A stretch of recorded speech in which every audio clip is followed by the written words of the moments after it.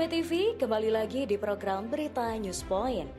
Program berita seputar Universitas Brawijaya, Malang Raya, dan informasi menarik di sekitar kita. News Point Highlights akan menyajikan rangkuman berita sepekan yang telah dipilih oleh tim redaksi untuk menemani akhir pekan pemirsa UBTV. Selamat menyaksikan, dan inilah News Point Highlights hari ini akan dimulai dengan berita Tim Teknik Geofisika UB lakukan investigasi sumber air Gunung Kunci.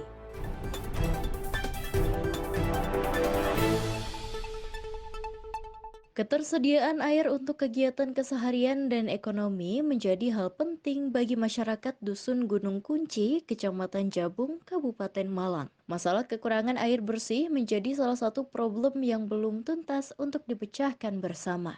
Untuk itu, tim teknik Geofisika UB bersama BMH Hidayatullah dan KAN Jabung berupaya turun bersama mencari sumber mata air yang memadai. Guru Besar MIPA UB Profesor Adi Susilo turun langsung bersama timnya dengan menggunakan metode geolistrik. Melalui metode ini, pencarian sumber mata air lebih presisi dengan ketepatan 90%. Ini tim dari Universitas Brawijaya, tim Geosurvey for Water sekarang ini. Sebelah kiri saya adalah Bu Farida, dosen teknik geofisika. Sebelah kanan adalah Mas Rauf, Dr. Rauf sekarang, mahasiswa kami tadinya S3. Nah, kita bekerja sama dengan BMH dan KAN Jabung ini ingin melaksanakan sebuah pengukuran geolistrik di sini yang tujuannya adalah untuk mencari potensi dan kemungkinan tibur untuk pemenuhan sumber air bersih pada masyarakat yang ada di sini. Tugas kami di sini adalah kita bekerjasama, dan ini kita secara saintifik akan sekarang saat ini sedang melaksanakan pengukuran ini. Pengukuran ini adalah geolistrik, itu sumber listrik kita masukkan ke bumi. Setelah itu kita ukur beda potensial untuk masing-masing titik, dan dari data-data tersebut akhirnya kita olah.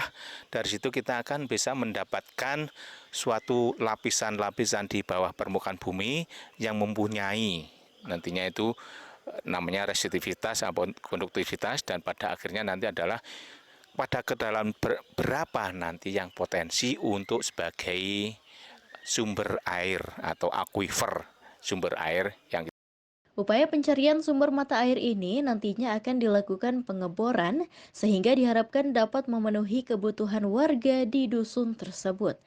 Selama ini, jika kekurangan air bersih, warga mendapat bantuan dari KAN Jabung melalui mobil tangki air. Namun hal ini tidak dapat maksimal sehingga upaya mencari sumber mata air menjadi penting untuk dilakukan.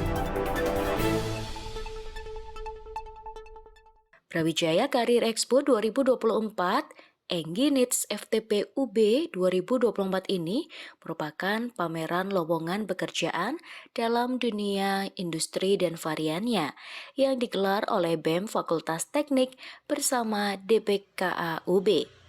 Dalam expo yang digelar selama 2 hari ini, sebanyak 55 perusahaan terlibat dalam kegiatan. Direktur DPKA Kurniawan Puji Wicaksono menjelaskan bahwa expo ini merupakan bentuk dukungan lembaganya bagi para alumni yang telah lulus.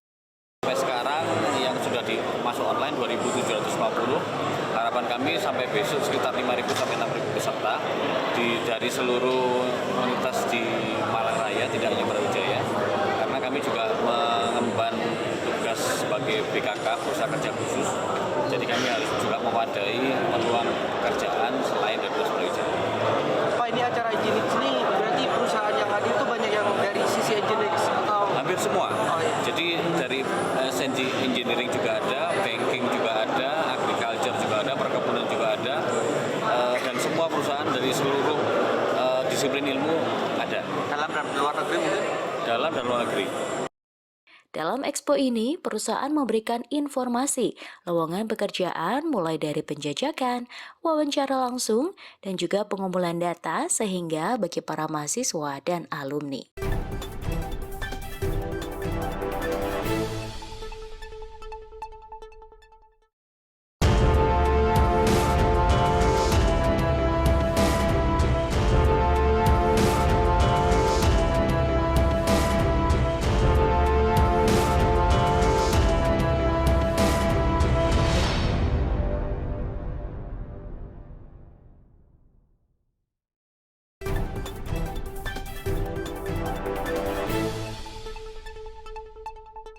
Dekan Fakultas Perikanan dan Ilmu Kelautan UB, Profesor Mahfudz, mengaku gembira dengan roadshow dari CP Prima.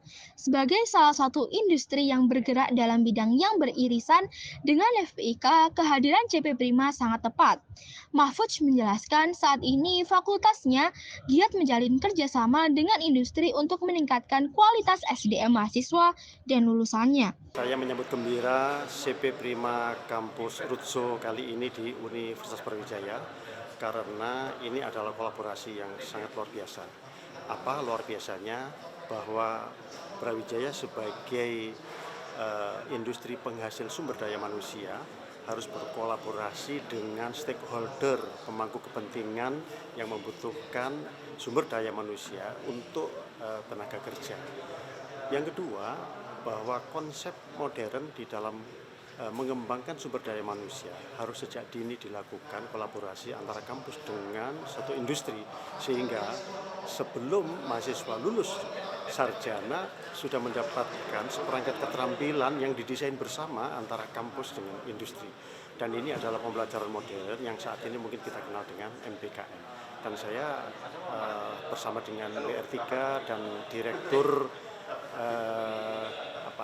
pengembangan karir ya, dan alumni akan mencoba terus membangkitkan kerjasama bersama dengan industri dalam konteks untuk meningkatkan performansi dan kompetensi lulusan kita, sehingga alumni kita sudah perform untuk direkrut sebagai tenaga kerja di industri. Bahkan dengan modal keterampilan yang didapatkan sebelum lulus, mungkin dia juga bisa menginisiasi sebuah lapangan-lapangan kerja bagi dirinya dan kelak bagi orang lain di masa yang akan datang. Saya kira ini sangat penting.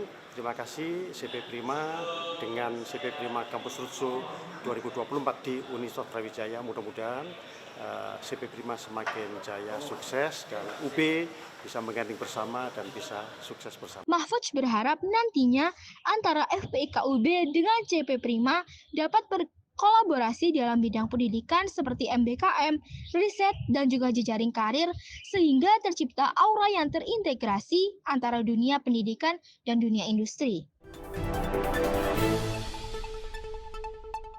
Memiliki area yang luas dengan banyak gedung bertingkat, membuat Universitas Brawijaya merespon dengan memberikan pelatihan kegawat daruratan. Hal ini sebagai mitigasi agar nantinya jika terjadi masalah tersebut, sivitas yang ada di lokasi dapat melakukan pertolongan atau tindakan pertama sebelum tim berwenang tiba. Koordinator Tim Emergensi UB, Dr. Aurik Yuda mengatakan bahwa materi ini sangat penting karena umumnya tim yang berwenang seperti dokter, petugas keamanan datang lebih lambat. Akan ada 100 peserta di masing-masing unit UB yang untuk persiapan mengintegrasikan gawat darurat sehari-hari di kondisi kerja sampai nanti kalau saya kan hulu hilirnya kan di kesehatan, dalam hal ini adalah rumah sakit. Kami di rumah sakit di kesehatan pasti datang terlambat. Ya kan, kalau ke rumah sakit kan pasti datang terlambat. Sedangkan namanya warga di UB, ya berarti dosen, tendik, tamu, siapapun itu kan yang harus dilindungi keselamatan kesehatan kerjanya. Nah, maka ketika kami yang dari kesehatan ini datang terlambat, dibutuhkan yang namanya first responder, medical first responder. Nah, mungkin kesalahan selama ini kalau yang sehari-hari ketika saya kerja, saya kan di Giding ya, itu awam itu penting pingin cepet-cepet datang ke IGD. Nah itu, nah ini ceritanya supaya ketika datang ke IGD ini pasien tidak bertambah parah. Misal seandainya ada patah tulang, ya patah tulangnya mungkin di-BD dulu ya, supaya nanti bisa datang ke IGD-nya nggak terlalu banyak perdarahan yang keluar ya. Sama juga ngapunten yang punya riwayat hipertensi ya, nggak terkontrol, terus selemet-selemet, nyeri dada, jantung dan sebagainya, usia 40 kan juga ada ya. Kita punya gedung tinggi ya, henti jantung lah gampangannya ya, atau mungkin badminton, futsal dan sebagainya, tiba-tiba kok nggak enak ya, terus tiba-tiba jatuh, kemungkinan itu henti jantung misalnya ya. Melalui materi ini diharapkan minimal jika terjadi persoalan baik berkaitan dengan kesehatan atau bencana, sivitas yang ada mampu bertindak cepat dengan memberikan respon pertama dan mencari bantuan pertolongan kepada pihak terkait. Dukungan solidaritas untuk perjuangan Palestina terus marak. Para mahasiswa dari berbagai kampus kini bergerak dengan komunitas Student for Justice Palestina atau SJP. Gerakan ini dimotori oleh para mahasiswa termasuk di Universitas Brawijaya. Hilmi, salah satu inisiator UB SJP, menjelaskan bahwa atensi para mahasiswa dalam SJP ini berskala global karena berjejaring dengan berbagai kampus dari negara lain. Secara intens, mereka menyuarakan agar kemerdekaan Palestina menjadi hal yang nyata. For Justice in Palestine ini adalah salah satu bagian dari gerakan global atau global movement yang sudah ada di 220 negara atau 220 titik seperti itu. Dan UB itu salah satu inisiator yang ada di Malang seperti itu. Jadi kita ingin memantik rasa kepedulian mahasiswa Brawijaya, dan juga kita ingin menyadarkan itu untuk teman-teman mahasiswa Brawijaya yang sudah peduli Palestina untuk semakin berani untuk menyuarakan kebenaran dan keadilan untuk Palestina. Jadi ini gerakan sendiri-sendiri sebetulnya, karena gerakan sendiri-sendiri yang kebetulan dengan nama yang sama, baik itu di Tokyo ataupun di California, dimanapun menggunakan branding SJP. Nah, di UB ataupun di Indonesia saat ini juga menggunakan nama yang sama supaya gaungnya lebih terdengar gitu. Dengan nama yang sama kita diharapkan punya gaung yang lebih besar seperti itu. Jejaring SJP ini digunakan dengan satu nama agar gaungan dari gerakan ini terus bergema di berbagai negara.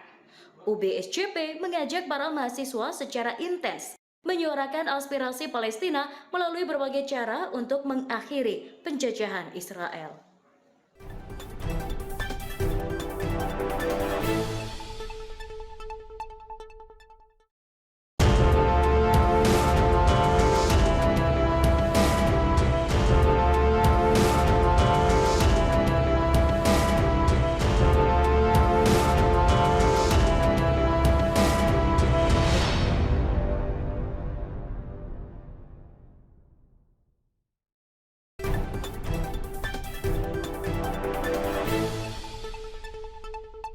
Kreatif Book Fair yang berlangsung mulai hari ini di Perpustakaan UB mendapat sambutan positif dari pemerintah Kota Malang.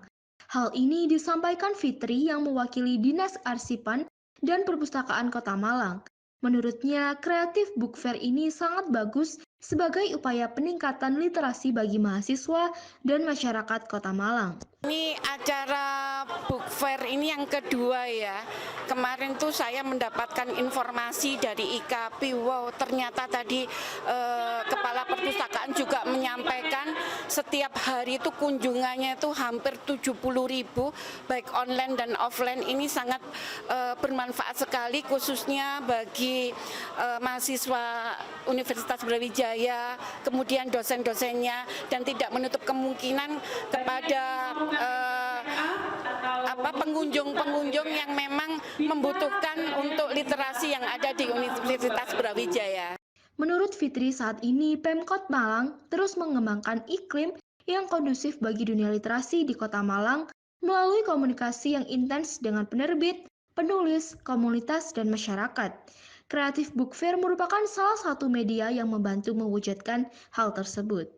Memang dari Dinas Perpustakaan Umum dan Arsip Daerah Kota Malang ini bekerja sama dengan beberapa penulis-penulis, dan kita memberikan suatu wadah juga kepada penulis-penulis ini untuk mengadakan suatu kegiatan yang kolaborasi dengan Dinas Perpustakaan Umum dan Arsip Daerah dalam event-event tertentu.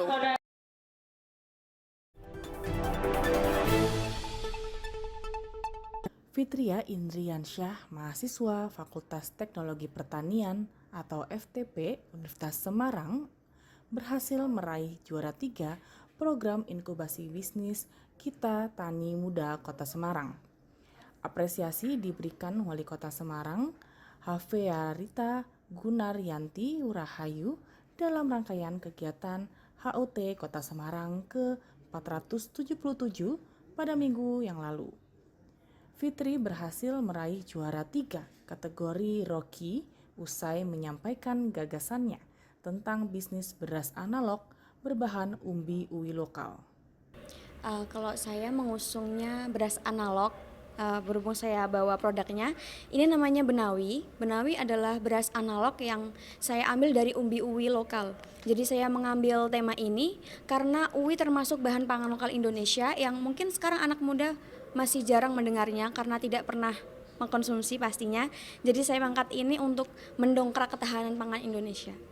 Seperti itu. Untuk keunggulannya sebenarnya beras uwi ini seperti apa akhirnya menarik Dewi ini? Kalau keunggulannya sendiri, salah satunya adalah karena beras yang dari padi itu udah mahal banget ya Mas.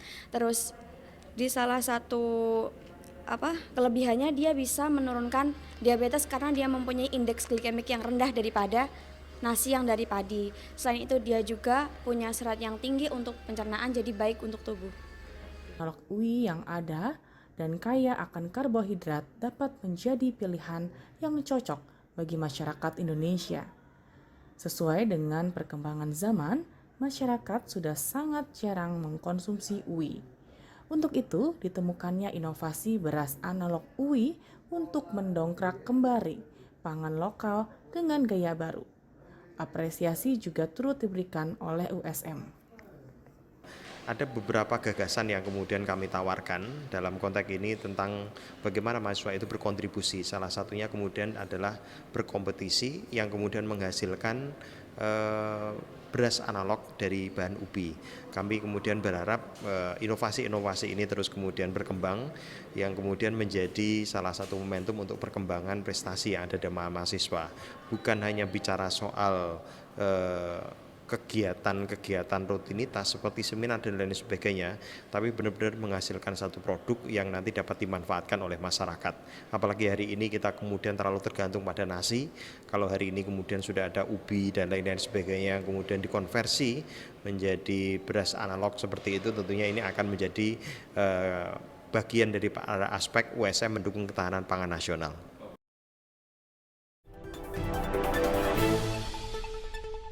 Kita Halalin 2024 di Jawa Barat merupakan kegiatan pendampingan sertifikasi halal bagi produk UMKM yang difasilitasi oleh Kementerian Koperasi dan UMKM RI.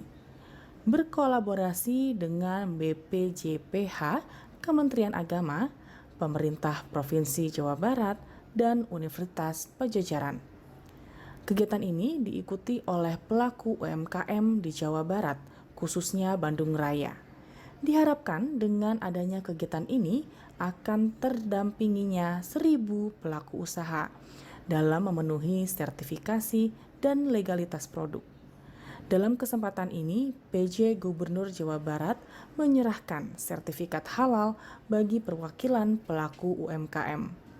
Didampingi Deputi Usaha Mikro Kemenkom PUKM RI. PJ Gubernur Jawa Barat B. Mahmudin Triadi mengatakan Pemprov Jabar mendukung dan mendorong secara transparan bagi UMKM mikro untuk memperoleh sertifikasi serta pendampingan. Ya, kami mendukung untuk sertifikat halal, tapi itu tadi harus ada kejelasan aturan, kejelasan tarif, jangan sampai mereka membayar yang tidak pada porsinya. Jadi memang dari kami dari sisi pemerintah, baik pemerintah pusat dalam hal kementerian dan juga pemerintah Jawa Barat akan mendorong secara transparan mungkin dan akan mengkomunikasikan lagi. Jadi saya minta Pak Deputi tolong jelaskan lagi kepada para pelaku mikro, pelaku UMKM jangan sampai mereka tidak dapat informasi. Seperti tadi pendampingan juga sepertinya tidak semua tahu ada pendamping di lapangan. Itu aja. Intinya sih kami mendukung acara ini. Sementara itu, Deputi Bidang Usaha Mikro Kemenkop UKM RI, Dr. Andes Julius MA mengatakan kegiatan roadshow ke-7 ini diharapkan nantinya dapat mendorong dan menjaring UMKM memiliki sertifikat halal. Dirinya menambahkan dengan adanya sertifikasi halal ini dapat memberikan ketenangan bagi konsumen. Oh ya, ini kita kan akan melakukan menjaring UMKM memiliki sertifikasi halal. Itu penting karena dengan sertifikasi halal ini menjadi ketenangan pada konsumen untuk membeli barang. Nah, ini roadshow ini yang ke-7 ya Pak ya. Yang ke-7 dan nanti kita akan garis 15 roadshow pada tahun ini. Dan kita akan coba, dan setelah tahun depan nanti kita akan coba roadshow lagi. Jadi ini yang kita dorong, kita menjaring teman-teman dari ini. Dan ini kita dibantu oleh BPJPH, Kementerian Agama, dan juga ini ada Kepala Bidang dan dari BI, dan juga ada Pak Asdep. Ya. Tahun ini berapa targetnya? 15. Kalau 15 ini sebenarnya BPJS 1 juta. 1 juta. 1 juta. Ya. Kapan itu Pak? Sampai 2024. Dan wajib tahun 2000 kan kita kemarin peraturannya sampai 2024 Oktober. Tapi kemarin kita rapat terbatas dengan Presiden, tampaknya belum sanggup. Jadi kita perpanjang sampai 2026 khusus UMK. Sertifikasi halal bagi UMKM diperpanjang hingga 2026.